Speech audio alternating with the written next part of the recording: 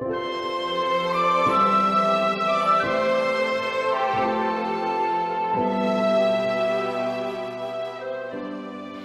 ်းစီကပြောဖို့ကောင်းတယ်နော်ဒါမဲ့လာမဲ့တနင်္လာနေ့ကိုကြိုတွေးပြီးကြောက်နေပြီ ဘာဖြစ်လို့လဲညီမလေးရဲ့ အဲ့နေ့ကျရင်အเจ้าမှာ reboot ကဝင်มาလေးကိုရဲ့ ဟုတ်လားညီမလေး robot ကဝင်မှာမလို့ရင်ခုန်နေရမလား ရင်မခုန်ပါဘူးကိုကြီးရဲ့ကြောက်နေတာဒါအမှတ်တွေကြိုပြီးသိပြီးသားလေပြီးတော့နှစ်ပါးသားထိထားတာဆီယမနှစ်ပါးသားနဲ့အထက်တွေမိဘခေါ်ရမယ်ဆိုလို့အဲကြောက်နေတာကိုကြီးရဲ့ ဩညီမလေးရဲ့ဒါတွေကလူငယ်ဘဝရဲ့ပြဿနာစိတ်ပိုင်းတေးသေးလေးတွေ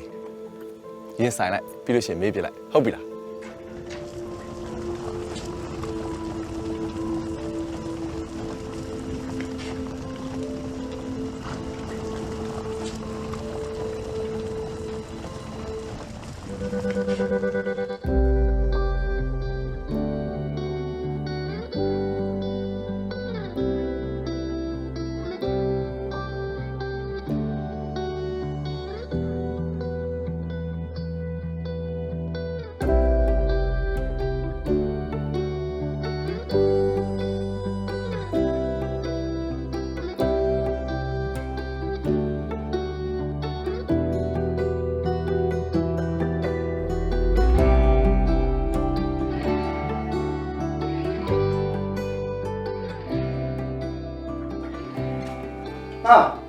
你叫不要给他，开没上嘛？你在这里你别进来。你哪里不讲嘛？找我办的啦。ဒါလာဘက်စာမေးပွဲကြာနှစ်ကြိမ်ရှိပြီဖြစ်အဲ့ဒါဆီယာမမိဘခေါ်ခိုင်းလိုက်တယ်ဖေတောင်မစူပါနဲ့နော်ဆီယာမစူရတော့ခံနိုင်တယ်ဖေစူရတော့ဒါမခံစားနိုင် 不是我的米耶，的米有这慢慢多点表达不对，偏偏也别个目的来把了过，的米也地的不必做啥表，的米留在这里啊，拢偏偏也把目标没，啊，第一上没来着，OK，想嘛有偏偏别地来注意啊。 တားမှာခေါ်လာကြအမေမရှိဘူးလို့ပြောလိုက်တယ်ဖေတားဖေနဲ့မေမေနဲ့ကလင်မယားကွဲနေတာလို့ပြီးတော့ဖေကတက်ထဲမှာမအားဘူးလို့တားပြောလိုက်တာဆီယာမလည်းတားကိုလက်လျှော့လိုက်တယ်ဖေ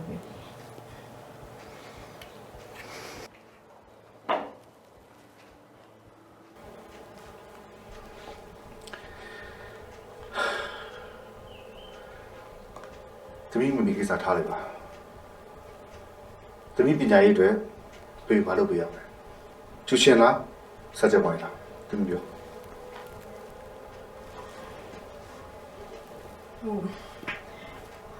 လောလောဆယ်တော့ဒါကြောင်းထွက်ချင်တယ်ဖေဒါပဲစာမလိုက်နိုင်တာလားဒါမှတ်ဉာဏ်နေပဲမကောင်းတာလားဒါမသိတော့ဘူးဖေ ဒ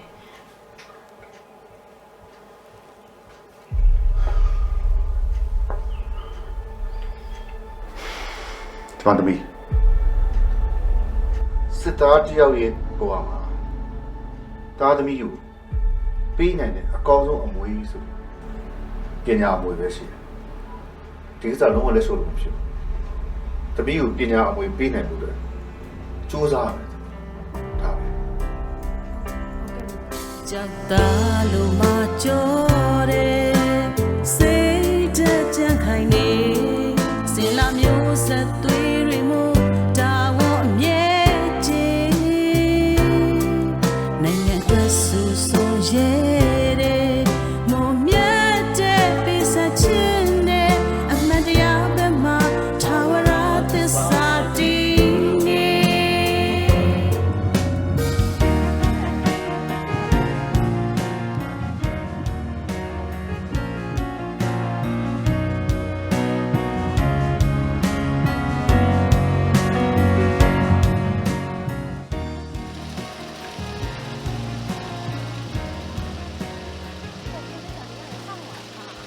အေးဟာစေမင်းထွက်ခွင့်တင်တာကြာပြီဆိုအခုပဲငါရုံးအောင်ကြာတယ် ဟုတ်တယ်ဆရာကြီးကျွန်တော်လည်းဆရာကြီးကိုဖုန်းဆက်မလို့ပဲဒါပေမဲ့လက်ထက်မှာ AC တွင်းနဲ့လာကြမယ်လို့စိတ်ကူထားတာ ထားလိုက်ပါကွာမင်းနဲ့ငါနဲ့အတူတူတက်ကိုပြောင်းလာခဲ့တာပဲ9နှစ်လောက်ရှိနေကလေးတွေကလည်းတကယ်မောင်နှမရင်းချတယ်သူဖြစ်နေပြီ င်းတို့မိသားစုကအခုလိုအရင်ခွဲခွာသွားတော့ငါတော်လေးစိတ်မကောင်းတော့ဖြစ်မိတယ်ထူးသဖြင့်ငါသမီးလေးခင်သစ္စာပေါ့ကွာသူ့ရဲ့အမေနဲ့အမမရှိတော့လို့အထီးကျန်ဆန်းနေတာနောက်ဆိုပို့ပြီးတော့အထီးကျန်တော့မှာပေါ့ကွာ ကျွန်တော်လင်မန်းနဲ့အောင်လေအဲ့ဒါကိုပဲတွေ့ပြီးစိတ်မကောင်းဖြစ်နေတာပါတမတော်ထဲမှာဘလောက်ပဲချစ်ခင်အချိန်တန်တော့လေကိုလန်းကိုရှော့ပြီးကိုဘွားရဲ့အနာဂတ်ကိုရွေးကြတာပဲတရားတော်ပေါ်ဆရာကြီး ငါလည်းနားလေပါလေကွာစစ်သားဘဝကိုလည်းများအကွဲခံပြီးတော့ဆက်ရွေးခဲ့တယ်ကွာအရင်လိုပဲဒီလမ်းကိုပဲဆက်ချောင်းမှာပေါ့ကွာ ကျွန်တော်လည်းထာဝရစစ်သားပါပဲဆရာကြီးကျွန်တော်မှမခဲ့တဲ့အချိန်တွေကိုအမြဲကုန်ပြီးတော့တတိယနေမှာပါအခုကိစ္စကလည်းကျွန်တော်မိဘတွေမရှိတော့တဲ့အချိန်မှာတူရသားကြီးဖြစ်တဲ့ကျွန်တော်ကမိဘတွေရဲ့လက်ငုပ်လက်ရင်းဖြစ်တဲ့အလုပ်တွေကိုစက်ခံရတဲ့အခြေချရတဲ့သဘောပါပဲ မင်းတို့ဘယ်လိုသွားကြမှာလဲဘယ်ဒီတော့လဲ ခန်းစားခွင့်လေးလက်စားတဲ့အချိန်ကလေးရဲ့ကြောက်ကိစ္စပြန်နေသွားမှာဆရာကြီးကျွန်တော်ဇာတိဖြစ်တဲ့ကမ်ဘလူးပဲသွားမှာပါမိဘတွေလေရာတွေရှိတဲ့နေရာပေါ့ မင်းကတော့ဒီအလုပ်တွေနဲ့အကျွမ်းတဝင်ရှိပြီးသားဆိုတော့စင်ပြေမှာပါဘယ်ရောက်ငါ့ကြီးဖုန်းဆက်နော်ငါလည်းဖုန်းဆက်ပါ စိတ်ချဆရာကြီးကျွန်တော်ဆရာကြီးဆက်ဖို့မင်းနေရင်တောင်မှအရန်ကောင်တွေကဘာလို့အမြဲဖုန်းဆက်နေမှာပါ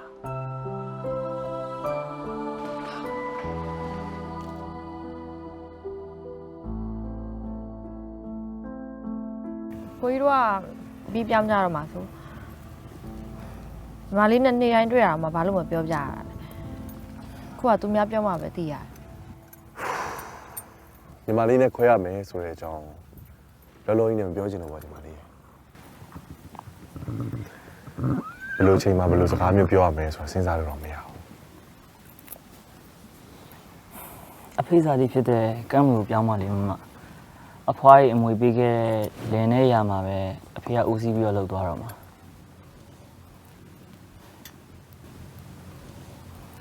ကိုကြီးတို့က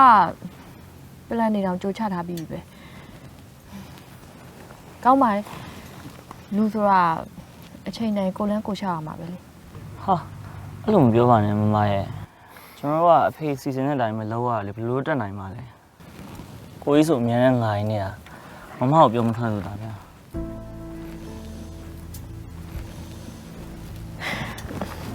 ဘယ်တော့ပြောင်းကြမှာလဲချက်ချင်းလား 9ရက်လောက်တော့လိုပါသေးတယ်ညီမလေးဒါပေမဲ့ကိုကြီးမပြောင်းခင်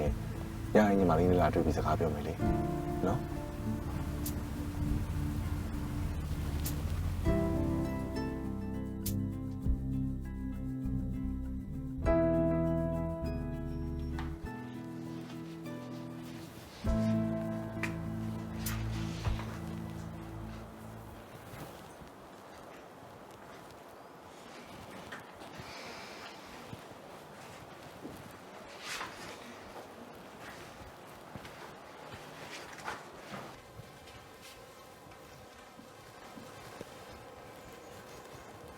ဖေဖေကိုကြီးဝင်းအောင်တို့မိသားစုတွေပြောင်းကြတော့မယ်ဆိုတာတကယ်ပဲလားယင် ဟုတ်တယ်ဒီသမီးရဲ့သမီးကိုမပြောကြဘူးလားမတင်တဲ့တပည့်ကိုသွားကြမှာ ဒါအခုမှသိရတာဖေဖေရဲ့ကိုကြီးဝင်းအောင်ကသူနဲ့တူတူတွေ့ရတာမှဒါကဘာမှမပြောဘူးဒါအခုမှရုပ်တရက်သိလိုက်ရတာ သမီးစိတ်မကောင်းဖြစ်မှာဆိုလို့လည်းတူပါတယ်ဦးမြတ်သိန်းကတမတော်ကအဒီသားယူခွင့်ရသွားပြီလေအဲ့ဒါသူစားတိဖြစ်တဲ့ကမ္ဘာလူအပြည့်ပြောင်းကြတော့မှာ ဒါဆိုဒါရဲ့အရင်လေးတော့တကယ်ချင်းတွေမရှိကြတော့ဘူးပေါ့နော်ဖေဖေဒါနာနေဒါဟုတ်ချစ်တဲ့သူတွေထပ်ပြီးတော့ခွဲသွားကြပြီပေါ့နော်ဖေဖေဒီလိုမှသိရင်ဒါမမတို့နဲ့မဝေးရဘူးဖေဖေကိုတခါတက်တရနဲ့ထွက်ခိုင်းလိုက်ပါတယ် အဲ့လိုလည်းမဟုတ်သေးဘူးလေသမီးရဲ့လောကကြီးကသွေးစုံကြုံကွဲဆိုတဲ့သဘောတရားတွေနဲ့ဖေဖေတို့လူသားတွေကိုတန်းတရားတွေအောင်ဖန်တီးထားကြတာဘယ်အချိန်ဘယ်ကာလဆိုတာမသိတာ သမီးမင်းနဲ့ကိစ္စကိုလည်းဖေဖေနောင်တမရပါဘူးလူတယောက်ကအဲ့ဒီချိန်အိုက်ကာလာမှာအကောင်းဆုံးဆုံးဖြတ်ချက်ကိုချခဲ့တာပဲခုချိန်မှာပြန်တွေးပြီးတော့ဖေဖေအမားလိုမျိုးစားပါဘူး ဖေဖေမမပါဖေဖေရဲ့တားပဲမှာလူတိုင်းပို့ခင်ဗျတို့တာတဲ့တားပဲမှာ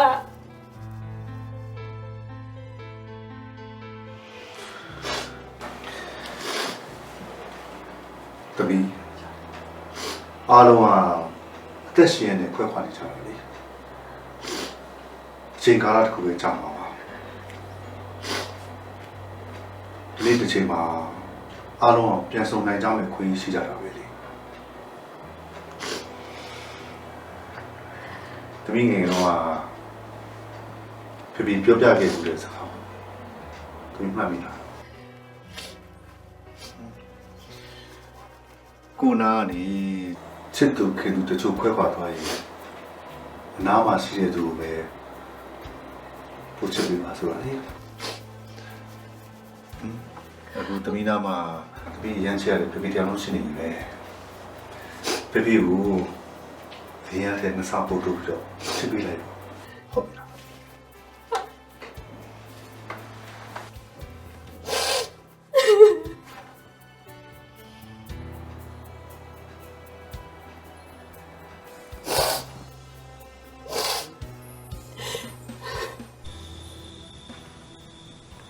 ကိုမြတ်သိန်းရေကျောင်းမို့ရက်ကနီးနေပြီနော်ပစ္စည်းတွေသိမ်းမှုရယ်ပြီးတော့ကျွေးမိကင်ရှင်ညောင်လက်မှတ်တွေလုပ်ဖို့ရယ်တော့ဘာမှမမေရမလုပ်ရသေးဘူးနော် လုံးဝမင်းမရထောက်ခွင့်ကြတာပဲလေဟိုအလင်းလို့ဆိုလို့ပြီးပြောင်းပြတာမလိုပါဘူးကွာ တော့အရေးကဲကိုကြည့်ပြီးကျုပ်သိပါတယ်တော့ဟိုကလေထောက်ခွင့်ကြပြီတာဝန်တွေလွှဲပေးပါတော့လို့တရေးဘူကြီးကပြောတာမှလေတော့နွားချန်နေသွားကြည့်လိုက်မြင်းချန်နေသွားကြည့်လိုက်စကြက်တွေကိုလိုက်ကြည့်လိုက်တော့အဲ့လောက်မှဖြစ်နေလို့ရှိရင်တထက်ကိုအစနေစပြီးပြန်ဝင်လိုက်ပါတော့လား မိန်းမတော့နောက်ပြီကွာပြန်ဝင်လို့ရမလားကွာအေးမင်းပြောတာတော့မှန်တဲ့တော့မှန်ပါလေကွာဒါပေမဲ့ဟိုထွက်ခွင့်ကြတာလေအញ្ញမ်းမြန်တော့အားကြီးလို့ငါ့စိတ်ထဲမှာစိုးများနေတယ် အဖေလိုထွက်ခွင့်ကြပြီးပြောင်းဖို့ရှိဖို့ဝင်လေးနေသူနောက်တစ်ယောက်ရှိသေးတယ်ဗျအဲ့ဒါကြောင့်မလို့လေအဖေကပစ္စည်းသိမ်းခိုင်းတော့ဟိုရွှေ့တီရှင်နဲ့အချိန်ကြီးဆွဲနေတယ် ဟေ့ရနောက်တစ်ယောက်ကျန်တယ်ဆိုတာငါပဲလေကွာဒီမကြီးလေးကိုကြီးကအချိန်ဆွဲနေတာပေါ့ဘူးနော်မတည်နိုင်တဲ့ပစ္စည်းတွေကိုအိမ်နီးချင်းတွေကိုပေးဖို့လုပ်ရတယ်ဒီတည်သွားမဲ့ပစ္စည်းတွေကိုထုတ်ဖို့ကစေးတော့လုပ်ရသေးတယ်ကွာ ဟမ်ဦးထုံးဝင်းသွားပြီးတော့မခင်တစားနဲ့စကားရေမပြီးနိုင်မစည်းနိုင်ပြောနေတာတာတိရပေါ့အဲ့ဒါလည်းထည့်ပြောအောင်လေ ဟဲ့မင်းရတော့ကွာငယ်ငယ်လေးတွေကပေါင်းလာတဲ့တငယ်ချင်းတွေကွာအခုလိုမျိုးခွဲခွာတော့မယ့်ချိန်မှာတော့သူဝမ်းနေပြီးမကြံခင်အားပေးစကားလေးပါလေပြောအောင် အမိသားကြီးကလေခင်သစ္စာနဲ့စနာရင်ငယ်ငယ်တော့လို့စိတ်မဆိုးတော့ဘူးနော် မင်းရလဲကွာအရွယ်တွေကရလာပြီလေကွာငယ်ကနေကြီးလာတာဆိုတော့ဒီလောက်တော့ရှိမှာပေါ့ကွာ အဖေကိုကြီးကလေငယ်ကနေမကြီးခင်ကမခင်တစားကိုတိတ်ပြီးပိုးပန်းနေတာတိရပေါ့ဗျ ဟဲ့မင်းတော်တော်များနေပြီနော်ညီလေးအေးမင်းအခုတော့ငါဘာပြောငါခွင့်လွှတ်ထားလိုက်မယ်ဒီလားဘေးပဲပေးထားလိုက်ပြီမင်းရောနော်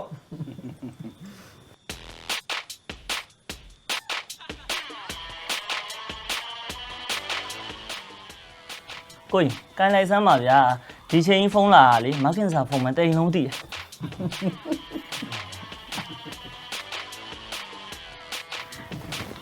ဟင်းတော်များနေပြီနော်ဟ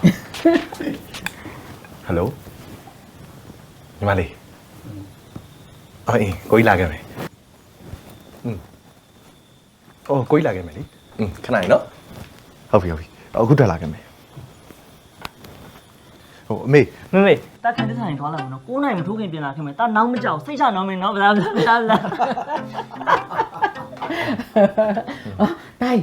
ဦးထုံးကိုလေတေချာနှုတ်ဆက်ခဲ့အောင်နော်မမေတို့ကလည်းလာပြီးနှုတ်ဆက်ပါအောင်မယ်လို့ပြောခဲ့ ဟုတ်ပြီတော်များနေနော်အမေကတတ်တော့မယ်နော် အေးဒါ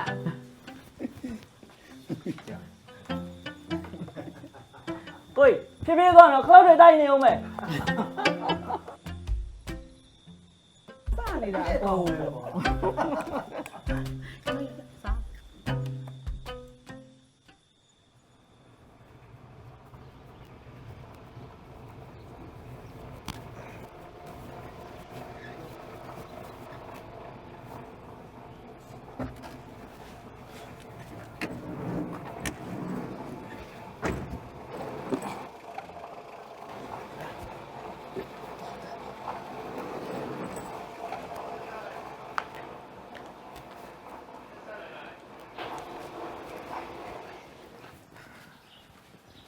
ဆရာကြီးထုံး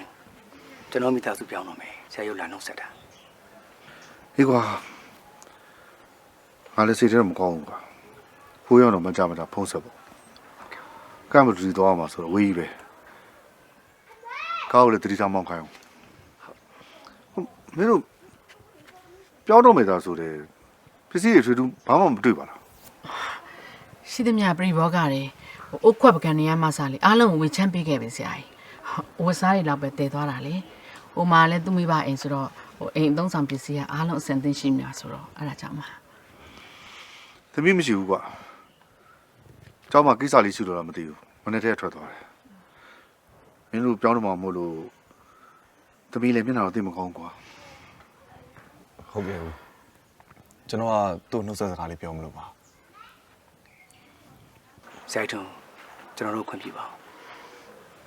တခါလေးကျွန်တော်ခေါ်ခဲ့ပါမယ်ပြုံးမသမားရှိနေခွင့်လို့ပါ ဒီပါကွာအေးစိတ်ချမ်းသာခြင်းကိုယ်ကြီးကျမ်းမာခြင်းနဲ့ပြည့်စုံပါစေဘေးရန်အန္တရာယ်ကင်းရှင်းပါစေမိသားစုကိုလည်းဒီမှာတသက်ဆုံးကောင်းကောင်းမွန်မွန်လုပ်ပြီးပြည့်စုံဆောင်ရှောက်နိုင်ပါစေ ပြည့်စုံနဲ့ပြည့်ပါစေဆရာကြီးထုံး သွားပါတော့ ဟုတ်ပါပြီ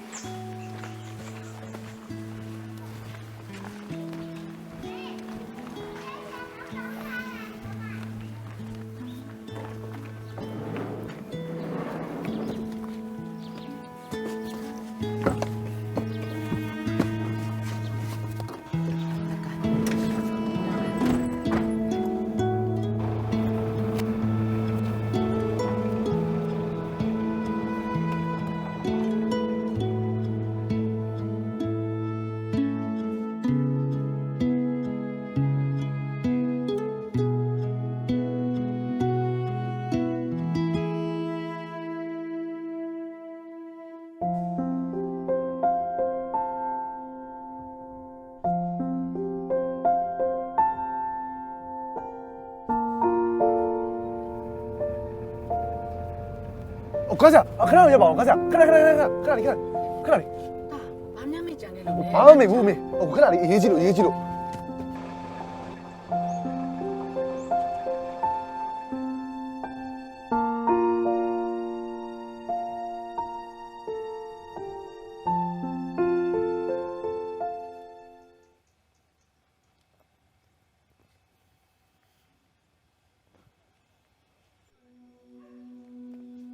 ီမလေး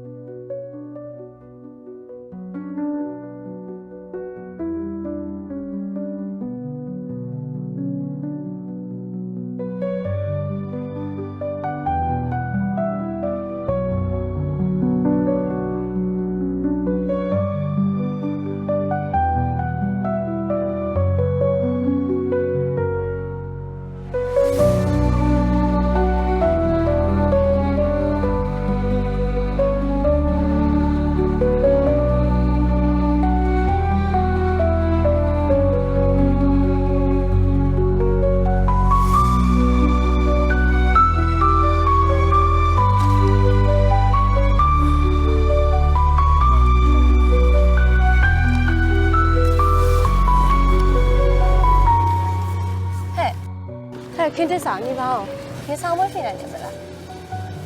နင်ကစကားမပြောရပြန်သွား3ရက်တောင်ရှိနေပြီနော်ဟဲ့ငါမင်းကဖြီးအောင်လေဟာ ငါပုံစံစာမေးပွဲဖြေနိုင်တဲ့ပုံစံများပေါက်နေလို့လားရွှေနဲ့ ဒါပေမဲ့နင်အောင်မတော့ရရမလား အောင်မလည်းရမှာမဟုတ်ပါဘူးငါဖြေခဲ့တာငါပဲသိတယ်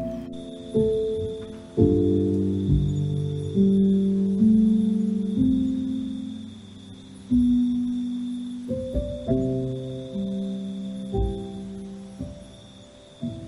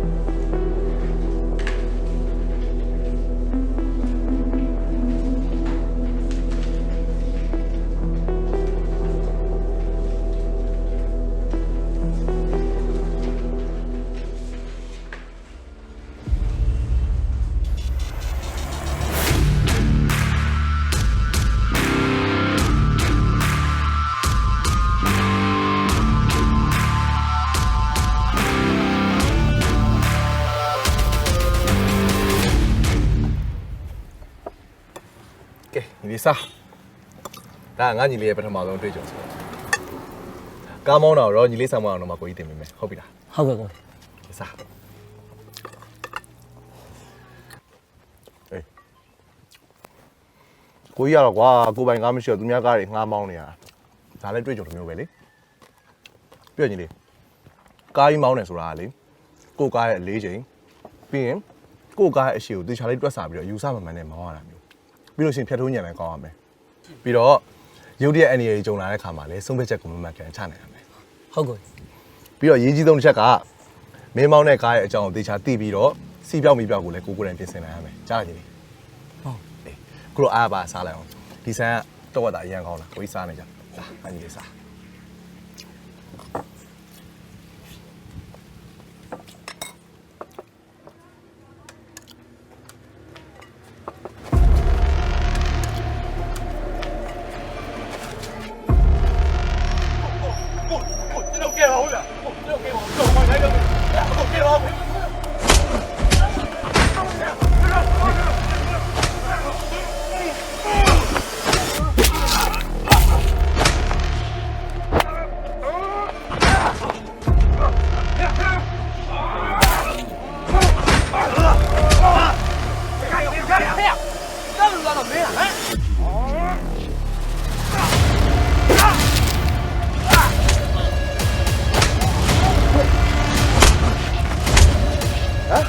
တို့ရအများနဲ့ကြောက်သိပ်ပိုက်ဟဲ့လား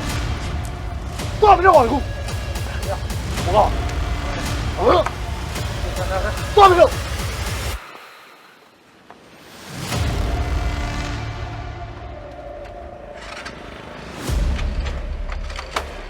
မင်းနာမည်ဘယ်လိုခေါ်လဲဘာတွေဖြစ်လာကြတာမင်းအောင်ဘာတွေမှုတ်တာလုပ်ထားလဲ ကျွန်တော်နာမည်ပေါက်ကျော်ပါကိုကျွန်တော်မဟုတ်တာဘာမှမလုပ်ထားပါဘူးကျွန်တော်ကဒီနားအစီတိုင်းမှာအလုပ်လုပ်တာပါဒီကောင်လေးစိုင်အောင်စီလာထည့်ရင်းနဲ့စီဘူးအပြည့်မပြည့်ပဲထွက်သွားလို့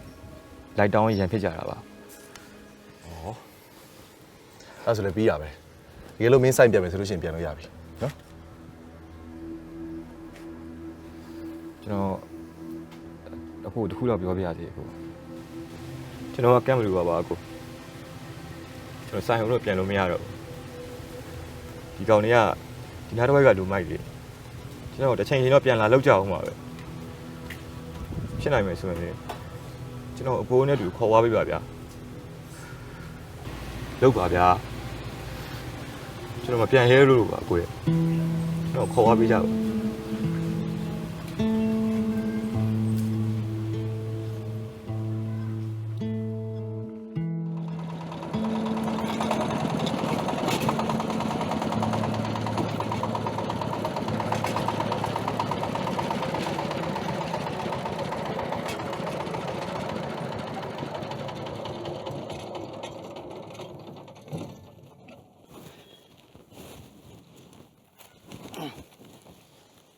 ကဲမင်းသားတွေအပြောက် အော်ငယ်ကောင်းမှစာကြက်နေတယ်အကြီးကောင်ကတော့သူ့တကယ်ချင်းပေါက်ကြောနဲ့ အေး ကားပစ္စည်းတွေစေးနေတာ ဒီမောပြေကျန်းရီတောက်ကောင်ပေါ့ အေးကွာအိမ်ကိုပြန်မလို့လာတော့3လောက်ရှိပြီပြီးတော့ဟိုထော်လာယူနေပြင်ကျင်သေးတာဒီမှာဘိုင်းချက်ဗိတ်စားလာ ဟိုဘိုက်စာလဲခဏတော့စောင်းတော်ရေပြုံးစားကြီးပြန်လာဆိုတော့အစင်းသက်မဖြစ်သေးဘူးခမင်းပေါင်းတော့အခုမှခလုတ်နေအောင်ရှိသေးတာမိနစ်20လောက်တော့စောင်းဟိုဟင်းကကြက်ပြီးသားပါတော့ ဒီပါ အမေအမြန်လုံးနော်တော်ကြနေအဖေဘိုက်စာကိုဒေါသပြန်တားတော့ထွက်ပြီးနေတာဟုတ် ဟာညီလေးရဲ့အဖေကတပွားလုံးမှာဘိုက်စာလို့အေးအေးပြက်လို့ပြင်မယ်လို့ဆိုပြီးတော့ဘယ်တော့စိတ်တူဘူးလို့ဟမ် ဒီလေးကအဖေဘိုက်စာရောစိတ်ပြောင်းအောင်စနေတာပါကိုရဲ့ ကဲပါသားရဲ့ငါသားလေးစားရဆိုတော့သတိတိပါရဲ့ဖိတ်စင်မစိုးပါဘူးရသားဘဝနဲ့အခုလိုမျိုးပင်မနဲ့အေးဖြစ်တယ်ဆိုတာစစ်သားဘဝရဲ့စေဘုံတော်ဘောလောက်ပဲရှိပါတယ်ကွာအေးစေးပါ စစ်သားဘွားတော်ကအတော်ပင်ပန်းခဲ့ပါပဲနော်သူလိုကိုလိုလာစားလေးနဲ့ပင်ပန်းလာခြင်းတူရင်တော့မှတက်ပေးရလဲနီးနေသေးတာအခုလိုနေသားဘွားမှာရောနေရထိုင်ရအဆင်ပြေရလားဟိုကျွန်တော်ကစစ်သားဆိုစိတ်ဝင်စားလို့မေးကြည့်တာပါ စစ်သားဘဝနဲ့ရမောင်းချလိုက်တော့လေစစ်တပ်တွေကပြောင်းမသွားပါဘူးကွာ ငင်းသားဘဝမှာနေလဲဟိုတက်ထဲမှာတော့အလုံးနဲ့တော့ပြတ်ချင်ဘူးကွာတက်ထဲမှာလက်ကြောတင်မိကားအောင်ဆိုတော့ဟိုထမင်းငါ့ဖို့ပူဇော်မလုံးလေကွာမပေးစင်ဆိုရင်လေထိစရာတော့မလိုတော့မင်းတော့ဆိုရင်မေ့တော့မေ့တက်ထဲကလေးတင်ကောင်းနေရစက်ပြီးတော့ကျင့်သုံးနေပဲဆိုပုံပြီးတော့ချိုးရှိတယ်ကွာ ဒါမဲ့အဖေကຢာထဲကအဖေရဲ့စေးငါးอยู่တော့ညနေတိုင်းတန်းစီစကားပြောဘယ်ကောင်းမလဲဗျာ ငါမေဒီကြောင်တော့ထားပြီးပြောတာ ခွေးကောင်းနေအဖေကိုစားနောက်နေဟုတ်လားမင်းတို့ကောင်ຢာထဲကိုခေါ်သွားအောင်မကြားလား ဒါတို့လေစကားကိုကြည့်ပြောကြနော်ຢာတွေကဈေးငါးတွေကိုလေညာတိုင်းကင်းဆောင်ခိုင်းတာမိထက်မပြောတော့ ဩမင်းမပါတာဝယ်ဒီကမင်းမကင်းဆောင်အောင်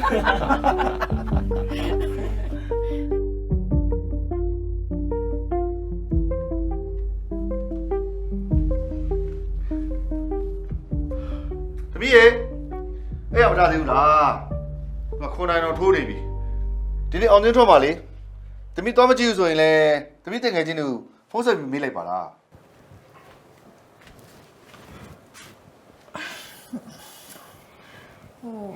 တားမစာမေးပွဲကောင်းကောင်းမဖြေနိုင်တာအဖေရဲ့တားကြည့်လဲအပူပဲလေပြီးတော့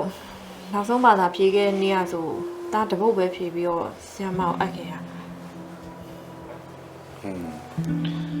ဖေဖေတို့ရဲ့မိသားစုပြဿနာအိမ်တော်ကြီးပြဿနာကြောင့်သမီးမှာစိတ်ပိုင်းဆိုင်ရာထိခိုက်မှုရှိတယ်ဆိုတာဖေဖေသိပါတယ်ဒါဖေဖေတမန်ညာကောင်းမိတာပါဖေဖေမှာလည်းတာဝန်ရှိတယ်စပွဲကြတယ်ဆိုတာကျောင်းသားတယောက်တည်းဖြိုးပြစ်စင်သဘောပါသမီးရဲ့ ဖေဖေတားကိုနှစ်သိမ့်နေမှတားသိပါမယ်ပြီးတော့ဖေဖေစိတ်မကောင်းဖြစ်နေမယ်ဆိုတာလည်းတားသိရတာတောင်းမှန်ပါတယ်နော်ဖေဖေ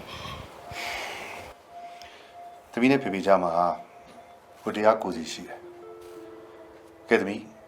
နောက်နှစ်အတွက်အကောင်းဆုံးဖြောင်းပြင်ဆင်ကြတာပေါ့နော်ဒီနေ့ကစပြီးတော့ဖေဖေသမီးစာမေးပွဲအောင်မြင်ရဖေဖေရဲ့နံပါတ်1ရည်မှန်းချက်ဖြစ်သွားပြီဟုတ်ပြီလား ဟုတ်ကဲ့ ဟုတ်ပြီနောက်ပတ်တယ်ဟုတ်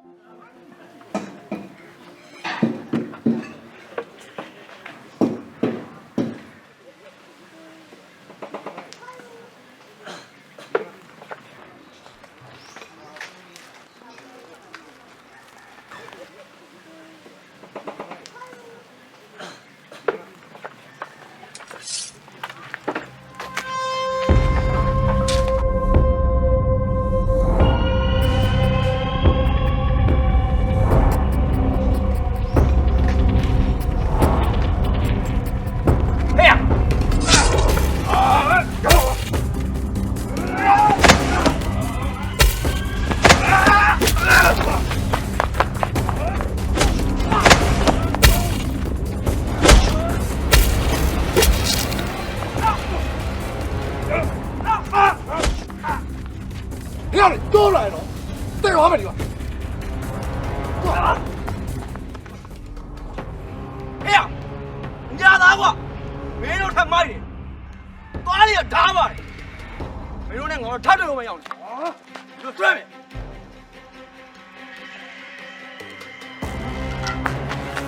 包住，哦。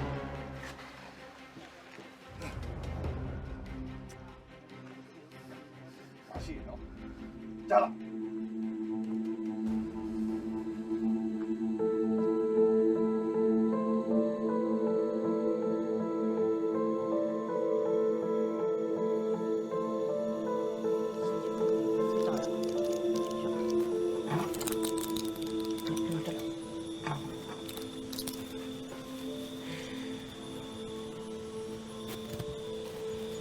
မသေးကောင်းမပြောက်ကောင်းပေါက်ကြော်ရဲ့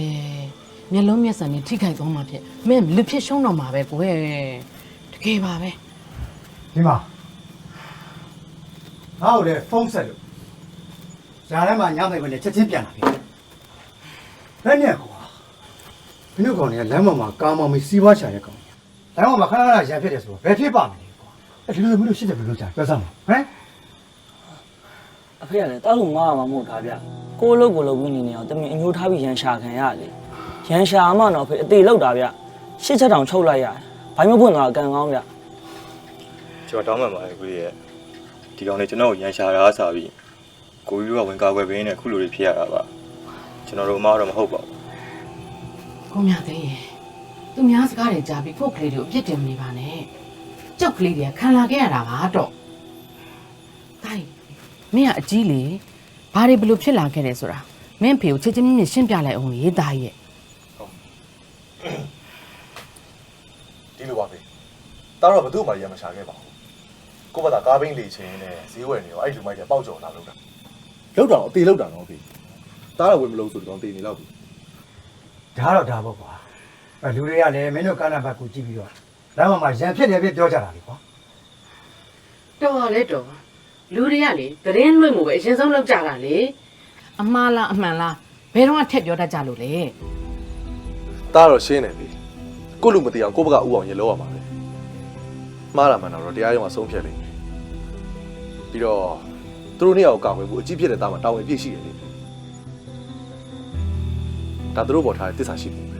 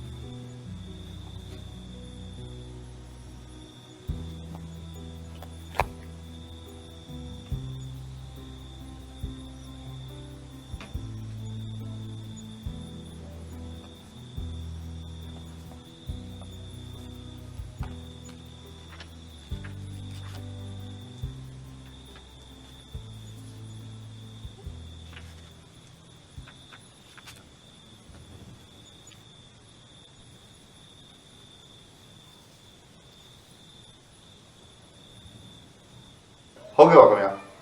ဟုတ်ကဲ့ပါဟုတ်ကဲ့ပါသဘောပေါက်ပါတယ်ခင်ဗျာဟုတ်ကဲ့တောင်ငူပို့မဲ့လားတွေတွေ့ဝင်နေကုန်းနေတင်ပြပါခင်ဗျာဟောအစာတွေလည်းကြိုပြီးတင်ပြပါပြီဟုတ်ကဲ့ပါခင်ဗျာနေ့နဲ့2 နာရီမှာကျွန်တော်ကားပေါ်စတင်ပါမယ်ခင်ဗျာဟုတ်ကဲ့ပါပြီဟုတ်ကဲ့လေးစားပါခင်ဗျာသမီးသမီးပြပြဘာပြောချင်လဲသမီးတို့ကြည့်ရတာသူတခုခုပြောချင်နေမှုရတယ် ဖေဖေဒါဖွားဖွားရဲ့လိပ်စာ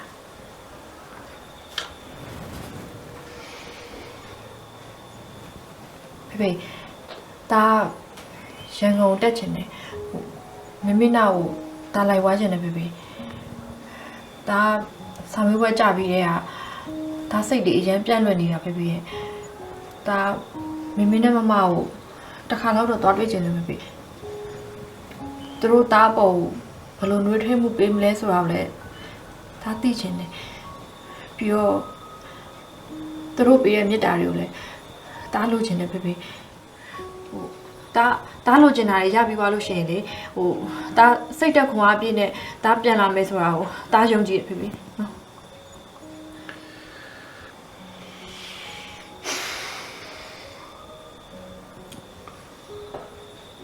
ဖေးလားလေပါတယ်သမီးကိုလည်းသမီးရဲ့မိမိစီကိုဖေးကပို့ပေးချင်ခဲ့တာပါတဖြည်းဖြည်းနဲ့ဝေးလာခဲ့တာချိန်နေအောင်တော်တော်ကြာခဲ့ပြီ ဖေဖေရဲ့ဟိုအခုတားစီမှာမမေလိပ်စာရှိနေပြီပဲဒါတော့တောက်ခွင့်ပေးပါနော်ဖေဖေနော်တားလိုက်ွားခြင်းတယ် သမီးတော်တော်လို့ဖြစ်လာဖေးခွင့်ပြီးလိုက်ဖို့ပြရပါ ဟုတ်ဖေဖေမလိုက်ပါနဲ့ဖေဖေရဲ့ခံယူချက်နဲ့မာနတွေကိုတားကြောင့်မထိခိုက်စေချင်ဘူးဖေပြီးတော့မမေနဲ့ဖွားဖွားနဲ့ရတယ်ဖေဖေကိုတနာသလိုပြန်ပြီးကြည့်ကြမှာကိုလည်းတားမခံနိုင်ဖေဖေဟို တားခံရုံချက်နဲ့တားသွားတာပဲတားဖြစ်ရှင်တာပါဖေဖေရဲ့နော်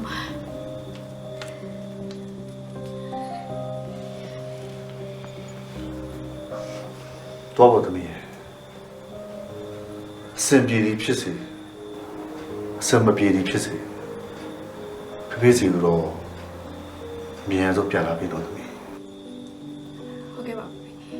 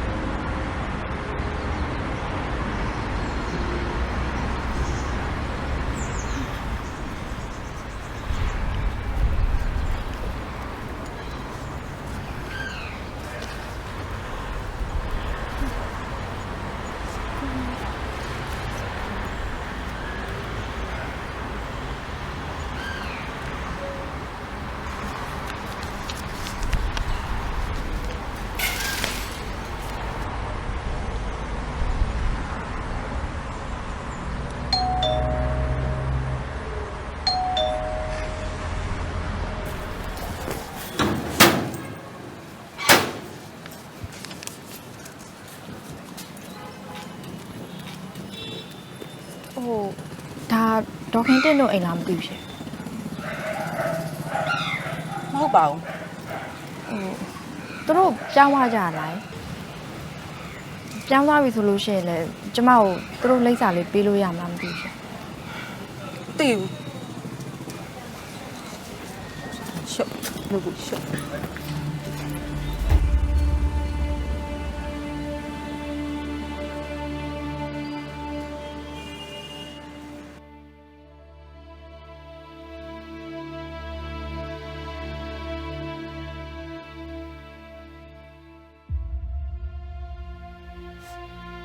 ဒီဖွားဖွားရညီတို့ရဲ့ဖွားဖွားတာညီတို့အေး မမမေနဲ့နေခဲ့နော်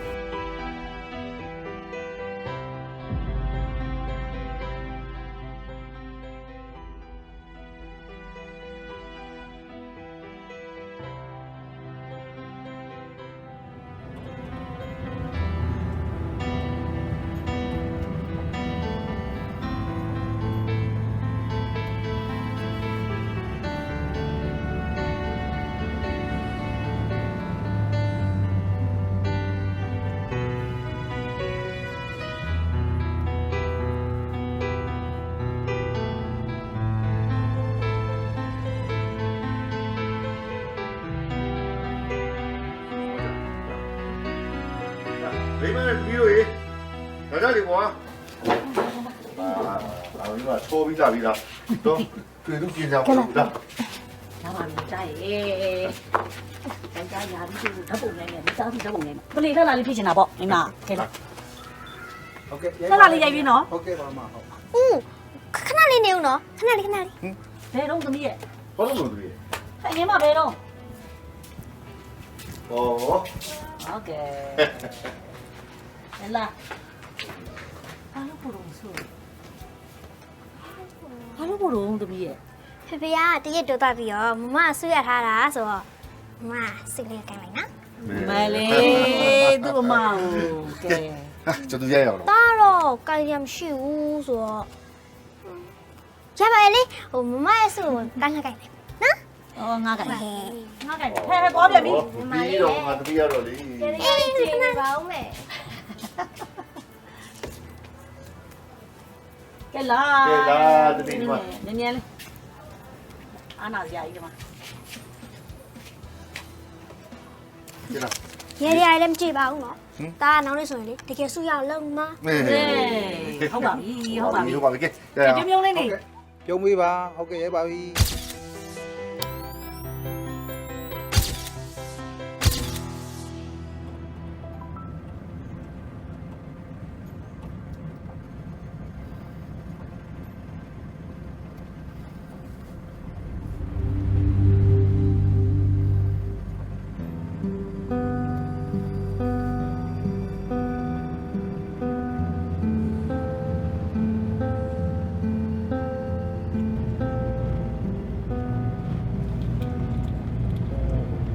ညီမလေး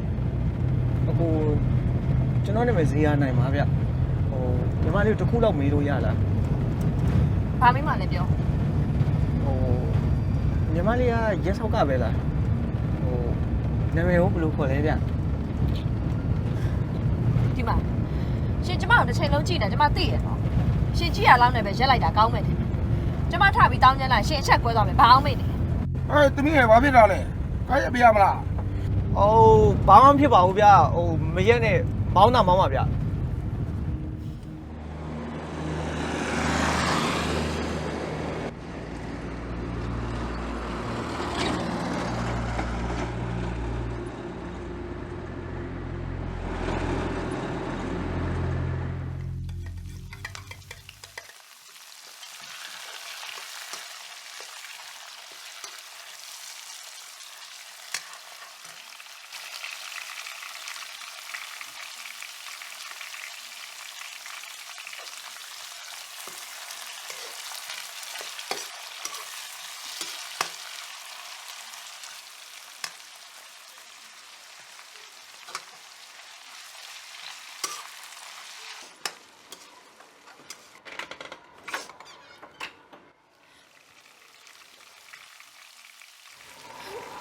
ဖေဖေ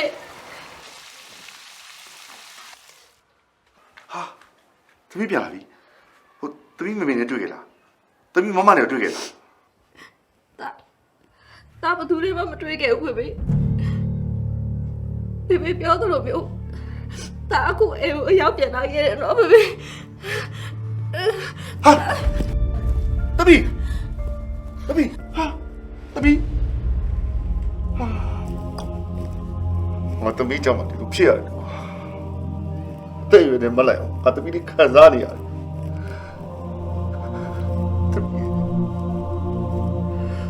သမီးရလည်းဖေဖေကိုသိချစ်တာဘူး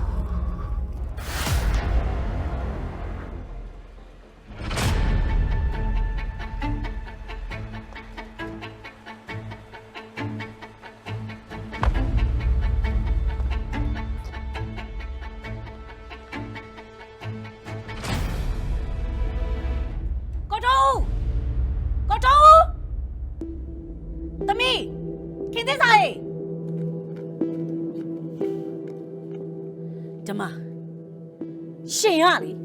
ကျမစကားနားမထောင်နဲ့လေဒီတက်ထက်မှာပဲရှင်ပေကပ်ပြီးနေခဲ့တာ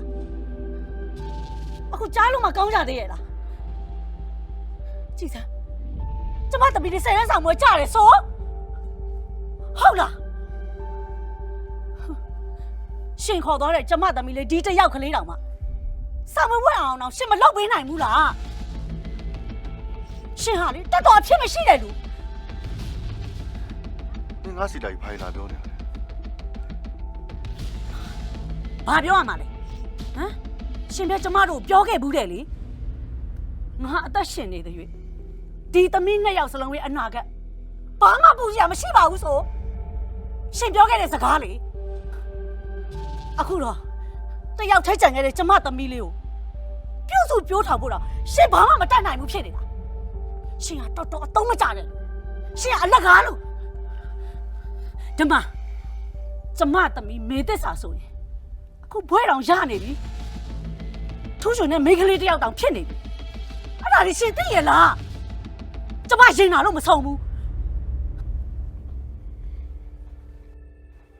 ဟုတ်ပါတယ်ကွာဟာပြစ်တယ်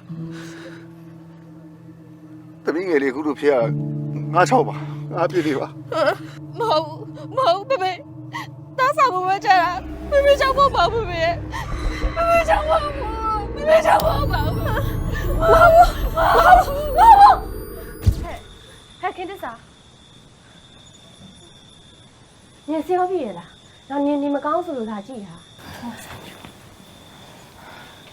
ဖျားရနေကြပါပြီထိုးပါတယ်ရွှေနဲ့ငါ့ကိုတစ်ခုလောက်ကိုညီပါလားဟေးပြောလေငါနေကောင်းရင်လေမဟုတ်ငါ့ကိုမနေ့ပြန်တပတ်ခါလောက်ကြာရင်လေငါ့ကိုဖျားလိုက်ပို့ပေးပါလားနော်အေးငါတော့ရတယ်ညီကနေမကောင်းဆိုတော့အစင်ရောပြေပါမလားရပါတယ်ဟိုငါဖျားတော့ဖို့လိုအပ်နေလို့ပါနော်ဟေးဟုတ်ပြီ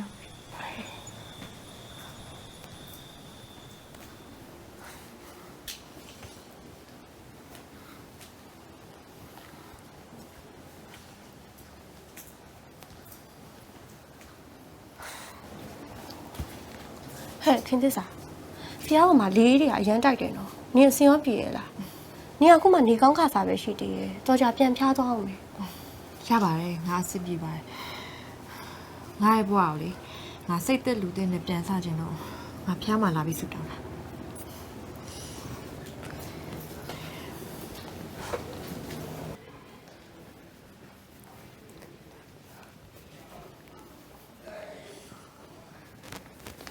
နေခါ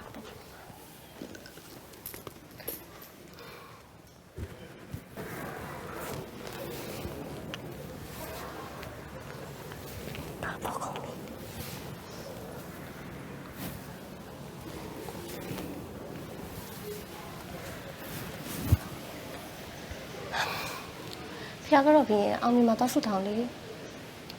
အောင်မြင်မှာဆုတောင်းရင်ပြည့်တတ်တာလား အောင်မြင်မှုရဖို့တော့ယုံကြည်မှုကတော့မွေးရတော့ဘောဟာဆုတောင်းပြီးရင်ကဲတင်ရှင်တွေသူတော်ကောင်းတွေကစောင့်ရှောက်မှာပေါ့ အဲ့ဒါကြမယ်လေ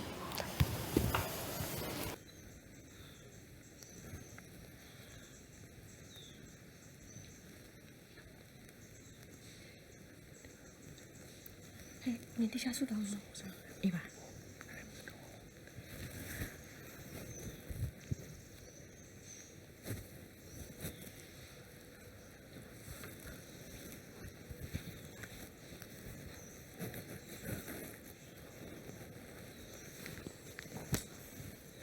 အရှင်ဘုရားတပည့်တော်မသည်ယနေ့ပြုလုပ်သောကုသိုလ်ကောင်းမှုတွေကြောင့်ကံဆိုးခြင်းအထီးကျန်ခြင်းကြာရှုံးခြင်းများမှ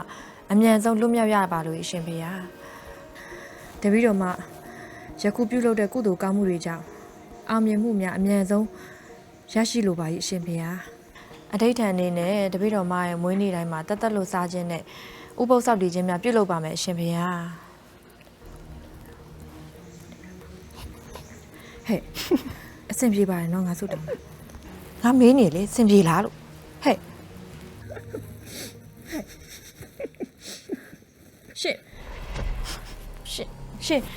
ရှင်ကားပေါ်ကလူမလားရှင်ဘာလို့ကျမနာကိုလိုက်လာ ဟာကျွန်တော်ဘာလို့ခမရနာကိုလိုက်ရမှာလဲဗျ ဟိုကျွန်တော်ကောင်းကြီးချင်းနေဘယ်လိုရှိလဲကိုလေး ချင်းနေခဏနေဦးဖျောင်းဝနာမင်းဆရာကြီးကိုဘူကြီးနဲ့မိတ်ဆက်ပေးလိုက်ပါဦး ဟယ်လိုကိုကြီးလားကိုကြီးတားတစ်ပါ ညီမလေးဘယ်လိုဖြစ်ပြီးတော့တက်တက်ဖြစ်နေရလဲ ဘာမှမဖြစ်တော့ဘူးဘူကြီးကတိကျဆေးထည့်ပြီးတော့ဆေးပါထိုးပေးပါ ရှင် တမီးနဲ့ဘူကြီးနဲ့တိလို့ ဘယ်ရတော့စုံပဲဖေမသိသေးရဲ့အကြောင်းအရာရှိသေးရဲ့ သူမိသားစုကိစ္စနဲ့ပတ်သက်ပြီးတော့လေသူစီကဘာမှပြောတာမကြားဘူးလို့ပါ ဟုတ်တယ်သူ့မှာ